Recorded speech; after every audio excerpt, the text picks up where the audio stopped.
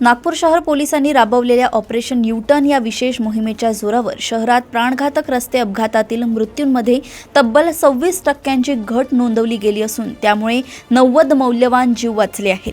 जुलै 2025 मध्ये सुरू झालेल्या या मोहिमेमुळे नागपूर शहर महाराष्ट्रात अपघाती मृत्यू कमी करण्यात पहिल्या क्रमांकावर पोहोचले. ही माहिती additional director general of police यांच्या कार्यालयाने जाहीर केली. 2024च्या तुलनेत 2025 मध्ये नागपूरने सर्वाधिक घट नोंदवली असून त्यानंतर 20% आणि अमरावती शहर 17% यांचा क्रमांक लागतो.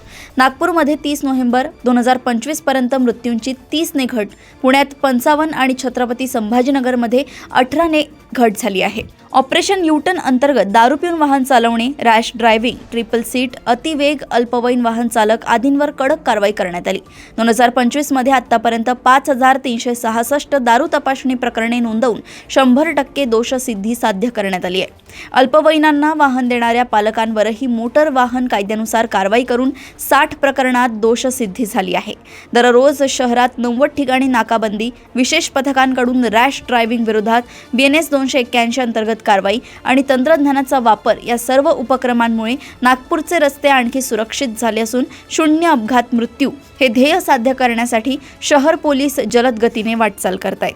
जवळपास 6-7 महिन्यापासून तर त्याच्यात काही कारण आहेत. त्याच्यात एक मुख्य कारण आहे ड्रिंक अँड ड्राईव्हच्या, तर तो एक आहे. आणि तसेच इतर जे विषय जसे ऍक्सिडेंट जे होतात, कोणते कोणते वाहनामध्ये जास्त होतात, किती वेळात होतात, हे 6 ते 9 आणि 9 ते 12 हे 2 वेळ आहे ज्यांचे जास्त ऍक्सिडेंट होतात. आणि हेच जे आहे ना, हे रिव्हर्स करायचे आपल्याला. म्हणजे आपण गेलो आहे तर यू टर्न करून परत 0वर कसे आणायचे त्याच्यासाठी आमचे हे प्रयत्न चालू आहे. म्हणून आपण याला यू टर्न ऑपरेशन दिलेलं आहे.